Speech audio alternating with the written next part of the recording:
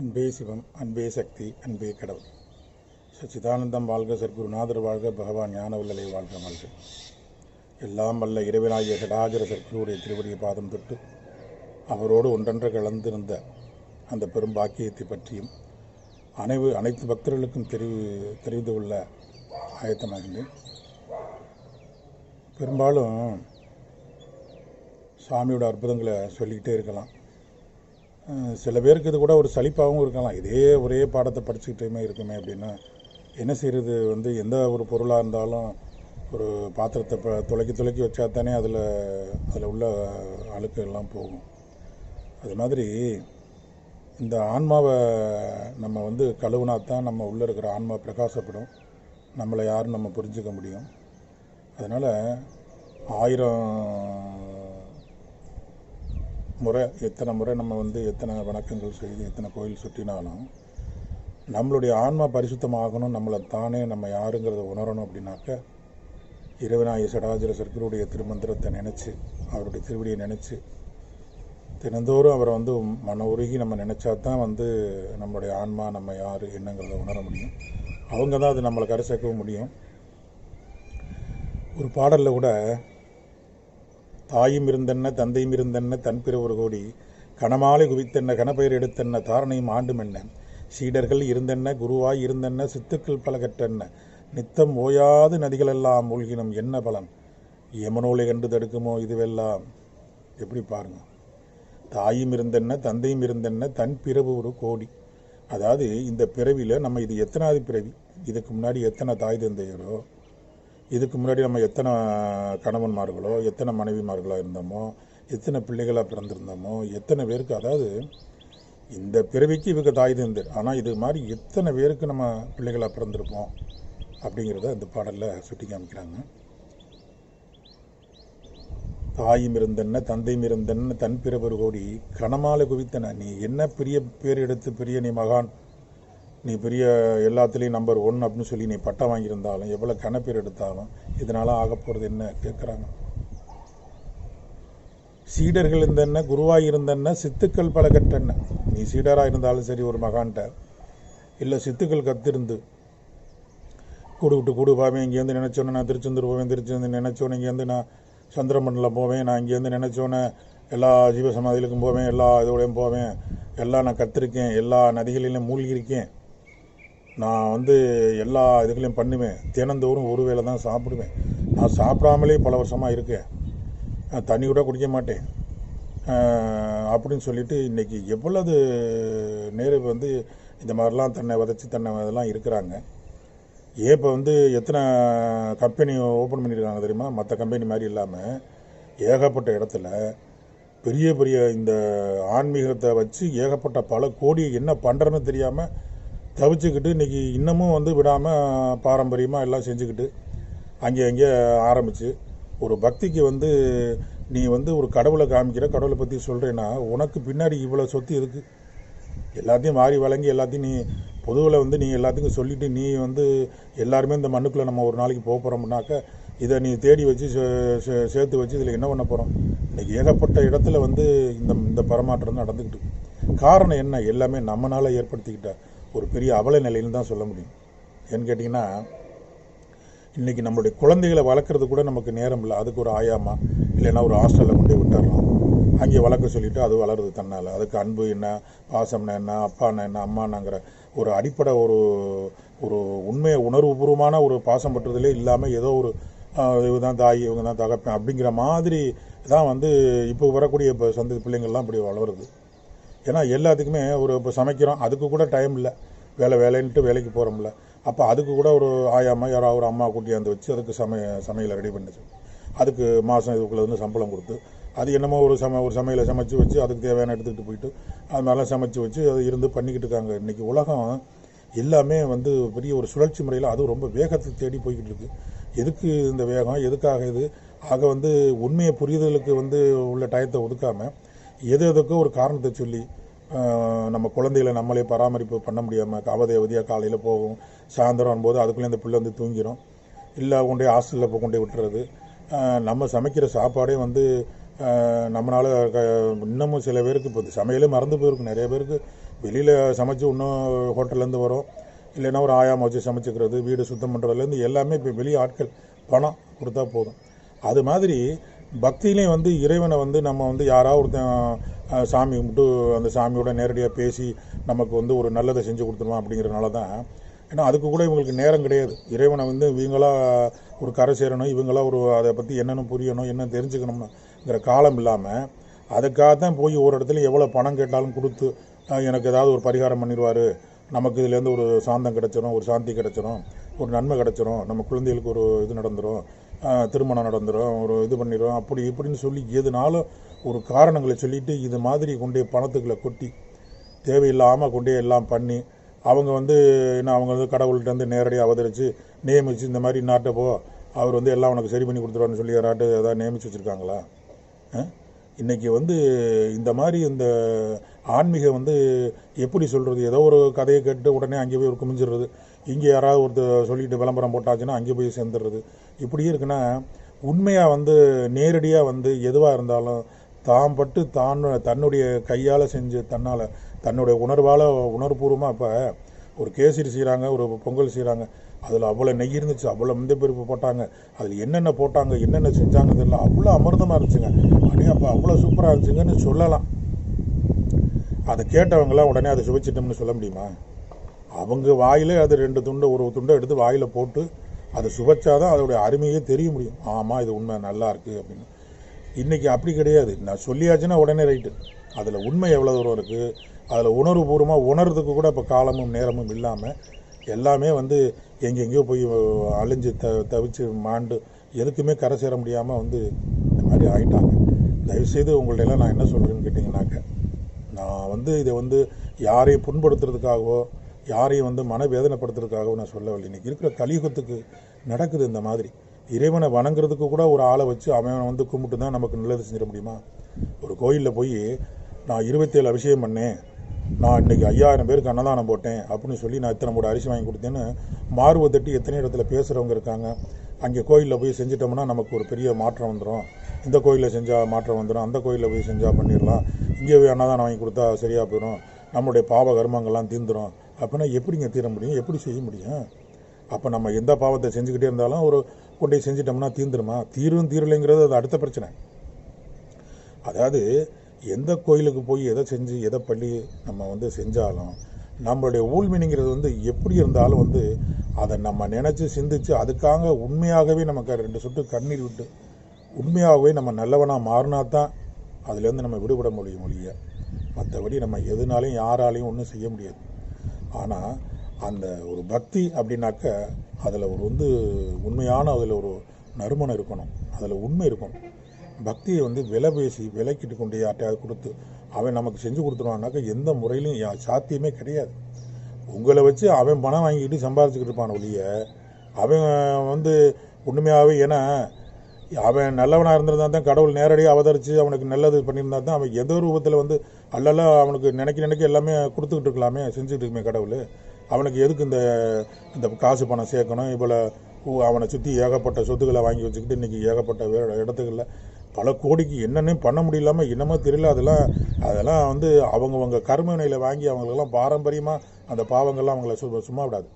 அதாவது அறியாதவங்க வந்து தவிச்சு வர்ற காலத்தில் அவங்களுக்கு வந்து இப்படி செய்ய இப்படி பண்ணு, நீ கொஞ்சம் நேரத்தை ஒதுக்கு அப்படின்னு சொல்கிறது காட்டிலும் இன்றைக்கி நான் மூச்சு பயிற்சி பண்ணித்தரேன், நான் இந்த பயிற்சியை பண்ணித்தரேன், அந்த ஹோமம் பண்ணுறேன், இந்த இது பண்ணுறேன், இதை செய்கிறேன் அதை செய்கிறேன்னு சொல்லி என்ன சாமி இதெல்லாம் வந்து அப்படியே மனசுக்கு ரொம்ப கஷ்டமாக இருக்குது இதெல்லாம் பார்க்கும் பொழுது. அதில் இவங்க வந்து நம்ம சாமியை வந்து நான் வந்து மிகப்படுத்தியோ, ஏன்னா இது வந்து சில பேர் வந்து இது ஒரு என்னமோ ஒரு கலாச்சாரமாக இது ஒரு ஏதோ ஒரு மதம் இது மாதிரி நினச்சிருவாங்க. அப்படிலாம் கிடையாது. நமக்கு கண்ணுக்கு முன்னாடி யாராக இருந்தா என்ன? இப்போ நம்ம ஒரு சாப்பாடு சாப்பிட்றோம், அதில் புல் இருக்கா, பூச்சி இருக்கா, அதில் உப்பு இருக்கா, புளிப்பு இருக்கா, எதாவது இருக்காங்கிறத கொஞ்சமாவது உணர்ந்து உணர்வுபூர்வமாக நம்ம சாப்பிட்றோம். அதுவும் நம்ம கொஞ்சமாக சாப்பிட்டாலும் உணவு உடம்புல ஒட்டும். இப்போ நம்ம 5 இட்லி சாப்பிடாமா 6 இட்லி சாப்பிட்றாமான்னு செல்லை பேசிக்கிட்டு கவக்கன்னு போகிறோம், அதில் உப்பு இருக்கா புளிப்பு இருக்கா, அதில் வேறு எதுவும் பள்ளியிலே விழுந்து கிடக்காரங்க கூட தெரியாமல் அவதியாக சாப்பிட்டு ஓடிக்கிட்டே இருக்கோம். இன்னும் சில பேர் நடந்து போய்கிட்டே இருக்கும்போது சாப்பிட்றாங்க, சில பேர் 11 மணிக்கு ஆஃபீஸுக்கு போய் சேர்ந்தோம், அப்போ ஆஃபீஸில் போய் தான் சாப்பிட்றதும் இருக்காங்க. ஏன்னா அதுக்கு நேரம் கிடைக்கல, சந்தர்ப்பம் சூழ்நிலை இந்த மாதிரி இருக்குது. அதனால அதே மாதிரி வந்து எல்லாமே இன்றைக்கி வியாபாரமாக ஆக்கிட்டோம், நம்மளே ஆக்கி விட்டோம். அவங்கள சொல்லி ஒன்றும் இல்லை, நம்ம போகிறதுனால தானே அவங்க வாங்குறாங்க. ஏன் இதெல்லாம் நம்ம நம்புகிறோம்? நம்மளை நாமளே நம்பாமல், நம்மளை நாமே சுயம்பா ஆகாமல், யாரோ ஒருத்தன் நமக்கு செஞ்சு கொடுப்பான், யாரோ ஒருத்தன் பண்ணி கொடுப்பான்னு ஆகாத போகிறதெல்லாம் போய் இருந்து பண்ணால் நடக்குமா காரியம்? அப்போ இத்தனை பேர் இந்த குடியில் வச்சு இவ்வளோ பெரிய ட்ரஸ்ட்டு மாதிரி வச்சு எவ்வளோதோ பெரிய பெரிய ஒரு இதுகளை வச்சு நீ கொள்ளையடிச்சு ஊர் மக்களை வர சொல்லி அதை செய்யணும் இதை செய்யணும் பண்ணி சொல்லி பூஜைகளை பண்ணுறேன்னு சொல்லி இவ்வளவு நடந்துக்கிட்டு இருக்கு. என்னைக்கே அது இந்த யமனொலை கண்டு தடுக்குமோ இதுவெல்லாம்? இந்த பாட்டு பாடியிருக்காரு. தாயும் இருந்தென்ன தந்தையும் இருந்தென்ன தன் பிறவர் கோடி கணமாலை குவித்தென்ன கணபெயர் எடுத்தென்ன தாரணையும் ஆண்டுமென்ன சீடர்கள் இருந்தென்ன குருவாய் இருந்தென்ன சித்துக்கள் பல கெட்டென்ன நித்தம் ஓயாது நதிகளெல்லாம் மூழ்கினும் யமனோலை கண்டு தடுக்குமோ இதுவெல்லாம்? நீ இவ்வளோ கற்று வச்சிருக்க, இவ்வளோ தூரம் உங்கள்கிட்ட வந்து சேர்ந்துருக்கானே, முதல்ல உன் உயிரை நீ தக்கரை வச்சுக்க முடியுமா? பாதுகாத்து வச்சுக்க முடியுமா? இந்த உயிரை போகாமல் வச்சுக்க முடியுமா? உடம்புலேருந்து மரணங்கிறது ஒன்று வந்துடுது. அப்போ நீ இவ்வளோ சித்து கத்திருந்து, இவ்வளோ ஞானம் கத்திருந்து, இவ்வளோ பேருக்கு படி இழந்து அவ்வளோ பேருக்கு என்னென்னமெல்லாம் செய்கிறேன் பண்ணுறோங்கிறியே, உன்னால் அந்த மரணத்தை நிப்பாட்ட முடியுமா? உனக்கு வர மரணத்தை அப்புறம் எங்கே நீ அடுத்தவனுக்கு நீ நல்வழி காட்ட போகிற? நீ அடுத்தவனை நீ காப்பாற்ற போகிற? இதெல்லாம் நீங்கள் உணரணும். எல்லோரும் வந்து இதெல்லாம் வேண்டாம், அதெல்லாம் அந்த பாவங்களை வந்து சேர்க்காதீங்க. பாரம்பரியமாக இந்த பாவங்கள்லாம் உங்களை சும்மா விடாது. ஒன்றும் தெரியாத வந்து இன்றைக்கி அப்பாவி மக்கள்லாம் வந்து இன்றைக்கி ஏமாந்து அவங்கவுங்க குடும்ப சூழ்நிலைக்காகவும் அவங்களுடைய மன நிம்மதிக்காகவும் ஏதோ எங்கேயாவது போனால் ஏதாவது கிடச்சிடும், ஏதாவது அமைதி கிடச்சிருங்கிறதுக்காண்டி இதெல்லாம் ஒரு சந்தர்ப்பமாக அவங்கள நீங்கள் வந்து பாவச்சிக்கிட்டு யாரையும் இந்த மாதிரிலாம் பண்ணாதீங்க. உள்ளூர்வமாக நீங்கள் உண்மையாக வந்து அவங்களுக்கு சொல்லணும் பண்ணணும் அப்படின்னு எங்கேயாவது ஒரு இடத்துல ஒரு அவதரித்து உண்மையான அவதார புருஷர்கள் வந்திருந்தால் அவங்கள்ட்ட உண்மையாக புரிஞ்சு தெரிஞ்சு அவங்கள்ட்ட சரணாகதி ஆகுங்க, உங்களை அவங்கள்ட்ட ஒப்படைங்க. அவங்க சொல்லிக் கொடுக்குற பாடத்தை நீங்கள் பயிலுங்க. நீங்களே நேரடியாகவே அந்த இடத்த வர முடியும், நீங்கள் நேரடியாகவே அந்த காட்சியிலேருந்து அனுபவிக்க முடியும், அந்த சுகத்தை அனுபவிக்க முடியும், அந்த பேரின்பத்தை அனுபவிக்க முடியும்னா உண்மையான ஆண்டவன் எப்பயாவது நம்மளுக்கு அவதரிப்பார். அந்த மாதிரி அவதரித்த அந்த இதில் தான் நம்ம சடாஜர சர்க்குரு. அப்போ இந்த இவ்வளவு கத்திருந்தேன், நான் எல்லாம் கத்திருக்கேன், நான் சித்து கத்திருக்கேன், இவ்வளோ கத்திருக்கேன், நான் இங்கேருந்து கூடு வாய்மை எல்லாம் பண்ணுறேன்னு செய்கிறோம். யமனோலை கண்டு தடுக்குமே இதுவெல்லாம் இவ்வளோ கற்று வச்சுருக்கமே, இவ்வளோ விரதம் இருந்தேன், இவ்வளவு பண்ணேன், இவ்வளோ செஞ்சேன்னு சொல்கிறேன். இந்த மரணத்தை நம்மளால் யாராலும் நிப்பாட்ட முடியல. தந்தை உறவென்றுதான் உன்னொரு பாதம் பிடித்தேன், தந்தை உறவென்றுதான் உன்னொரு பாதம் பிடித்தேன், உன் மனம் எங்கிருந்தால் உன் கடைக்கண் பார்வை போதும். ஈசனே சிவகாமி நேசனே இணைகின்ற தில்லைவான் நடராஜனே. சிவபுரத்தில் அந்த நடராஜர் 10 அந்த சிவனே நேராக வந்து நமக்கு நேரடியாக அவதரித்து எத்தனை மரணத்தை, எனக்கு 3 மரணம் நடந்து அதில் வந்து அந்த ஆண்டவன் அப்போத்தான் வந்து மேலோட்டங்கிறது கூட அஸ்திவாரம் அதிகமாக இருக்கணும், இருந்தால் தான் அந்த பில்டிங் கடைசி வரைக்கும் இருக்கும். அப்போத்தான் நான் உண்மையாகவே உணர்ந்தேன். இறைவன் வந்து அவரை நினச்சி இருந்த இடத்துலேருந்து கூப்பிட்டு, சாமியே உங்களைவே நான் கிரியாக இருந்தேன், ஆனால் இந்த மரணங்கிறது இந்த மாதிரி ஒரு சூழ்நிலையில் வருது, பரவாயில்ல, ஆனால் இது ஒரு நாளைக்கு மரணம் நடக்க போகுது. உங்கள்கிட்ட நீங்கள் வந்து என்னை ஒரு நாள் கூட என்னை விட்டுட்டு போக மாட்டீங்கன்னா எல்லா உடலுக்குள்ளேயும் உயிருக்குள்ளேயும் இருக்கிறீங்க. நான் எடுத்து வந்த இதுக்கு இதில் தான் எனக்கு இதுவா அப்படிங்கிற மாதிரி சொல்லிட்டு தான் அப்புறம் ஹாஸ்பிட்டலில் கூட்டி போனாங்க, வந்தாங்க. சரி,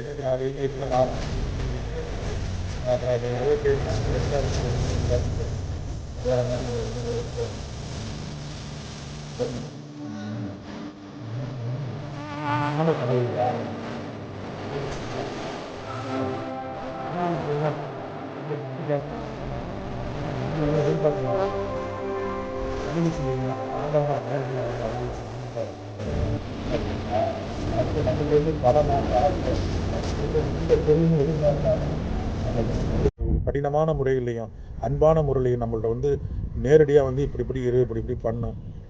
இந்த மரணங்கிறது யாராக இருந்தாலும் நிர்ணயிக்கப்பட்டது.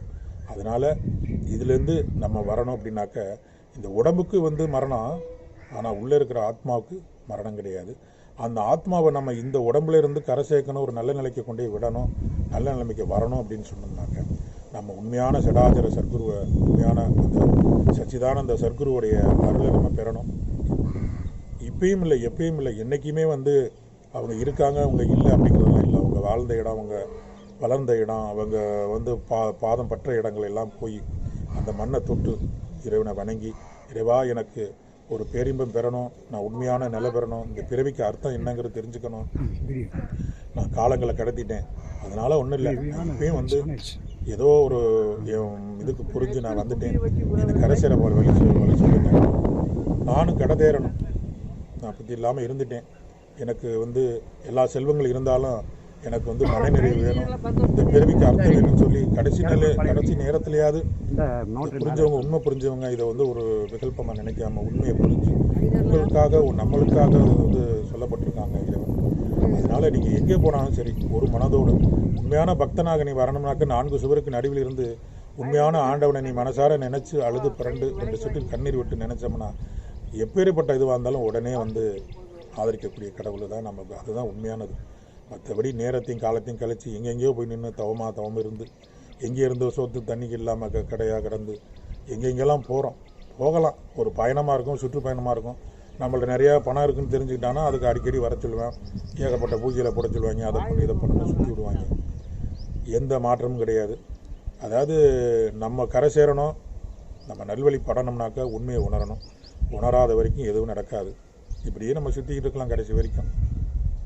அது மாதிரி இந்த மரணத்தை வந்து எப்படி சாமி இது பண்ணாங்கன்னா, இடுமலையில் வந்து சாமி இருந்துக்கிட்டு இருந்தாங்க. அப்போ இருந்துக்கிட்டு இருக்கும்போது எல்லாரும் எல்லா வேலையெல்லாம் பார்க்க சொல்லிட்டு பார்த்துட்டு ஒரு மணி நேரம் 2 மணி நேரம் ஒன்று சாப்பாடு வாங்கி சொல்லுவாங்க. அந்த மாதிரி இல்லைனாக்கா ரெஸ்ட்டாக அப்படியே உட்காந்து படிங்கடா அப்படிம்பாங்க. அது வந்து ஒரு சாயந்தரம் அந்தி நேரம்.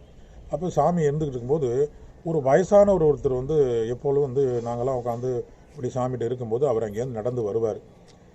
சாமி இப்படி பார்த்து இப்படி கிராஸாக அவரை பார்ப்பார்.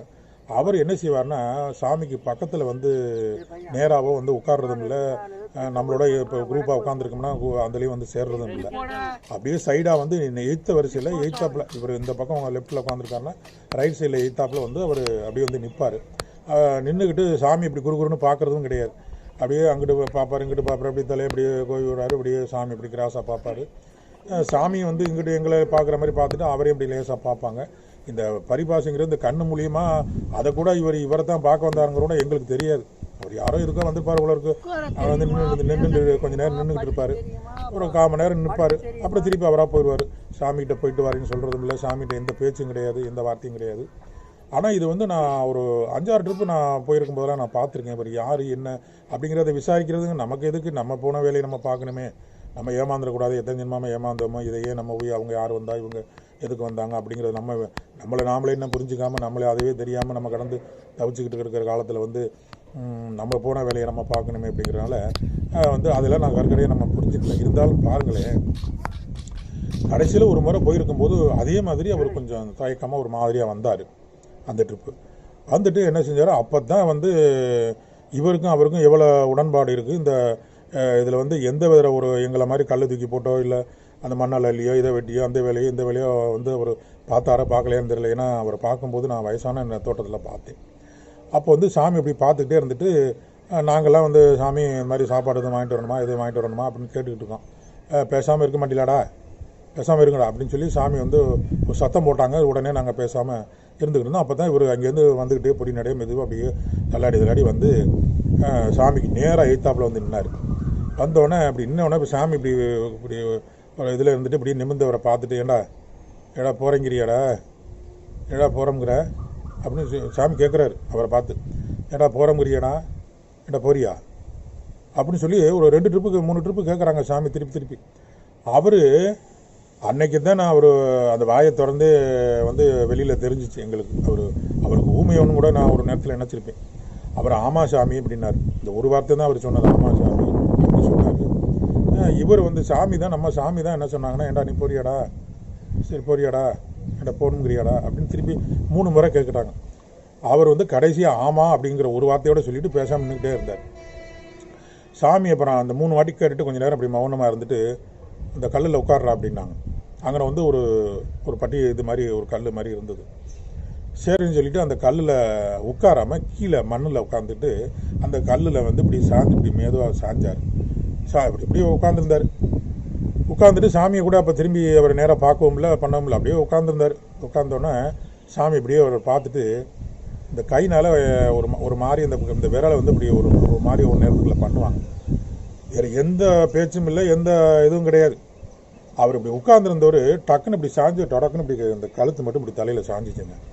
இந்த அதிர்ச்சி, இந்த உண்மைகளையெல்லாம் வந்து ஆண்டவை என்ன எது சொன்னாலும் சரி, இந்த இந்த உண்மைகளை வந்து, அதாவது நேரில் வந்த கடவுள், அருகில் வந்த தெய்வம் நமக்கு எவ்வளவு உண்மையாகவும் உணர்த்தாகவும் ஒருத்தருக்கும் சொல்லி கொடுத்ததும் இல்லாமல் நம்மளுடைய போகிற காலத்தில் கூட இந்த பிறவியிலிருந்து நம்மளை அடுத்து விடுவிச்சு சாமியோட பார்வையில் நேரடியாக அந்த அவர் உயிர் நீத்ததை வந்து நேரடியாக பார்த்தோம். அப்படியே சாஞ்சிருச்சு.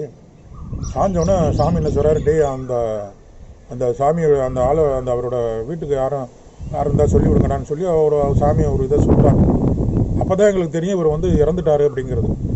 எங்களுக்கு என்ன நடந்துச்சுன்னா, இத்தனை நாள் வந்தது தெரியலை, சாமி வந்து பார்த்துட்டு போயிருக்காரு. அப்புறம் அதாவது வெளி தோற்றத்தில் வந்து பண்ணுறது, தேங்காய் உடைக்கிறது, மாங்காய் உடைக்கிறது, பிரகாரம் பண்ணுறது, அங்க பிரதர்சனம் பண்ணுறது, இது எல்லாமே வெளி தோற்றம் எல்லாமே மாய.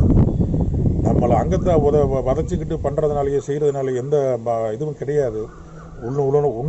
அதாவது நம்மளுடைய உள்ளுக்கு வந்து இறைவனை வச்சு பூஜை பண்ணி, பூசலார் எப்படி, அதாவது அரசன் கட்டின கோயிலுக்கு கூட போகாமல் பூசலார் மனக்கோயிலால் கட்டினதுக்கு போய் முதல் கும்பாபிஷம் பண்ணது மாதிரி ஆத்மபூர்வமாக ஆண்டவனை உள்ளரம்ப வச்சு நிறைஞ்சு அவர் எந்த நேரமும் நீங்காமல் அவரை நினச்சிக்கிட்டே எல்லா காரியங்களையும் வெற்றி பெறுறோமோ, நம்ம பார்க்குற வேலையும் தடைபடாமல், எந்த போய் எங்கேயும் தியானம் பண்ணாமல், எங்கேயும் போய் மலை காடுகளுக்கு போய் மலையில் தியானம் பண்ணி அங்கேயே தியானம் பண்ணுங்கிற தன்னை குடும்பத்தை விட்டு போகாமல் உள்ளத்தில், அதாவது இருப்பிடத்தில் இருந்துக்கிட்டே நம்ம வந்து நம்மளுடைய தொழிலையும் குலத்தொழிலையும் பார்த்துட்டு குடும்பத்திலையும் இருந்துக்கிட்டு ஈடுபாடோடு இருந்துக்கிட்டு எல்லாருக்கும் பக்திமயமாக இருக்குமா, ஆண்டவனை உண்மையான கடவுளை யாருங்கிறது புரிஞ்சு அவங்கள மானசீகமாக உள்ள மனசில் வச்சு அவங்களுக்கு இறைவனை வணங்கி அவங்களோட ஒன்றரை கலந்தவங்களுக்கு எப்படி ஒரு அமைப்பு கிடைச்சிச்சு பார்த்தீங்களா.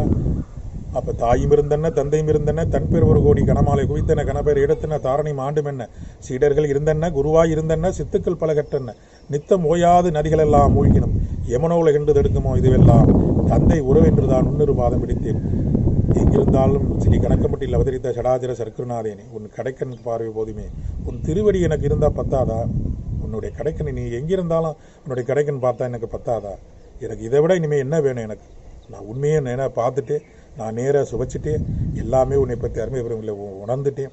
அதனால் நடக்கக்கூடிய நன்மைகளையும் பெருமைகளையும் என்னென்ற சொல்வது. ஆகையினால எல்லா விஷயத்திலையும் சாமி இருந்து நம்மளுக்கு கண்ணும் கருத்துமாக இருந்தாங்க. இது மாதிரி யாரால் செய்ய முடியும்?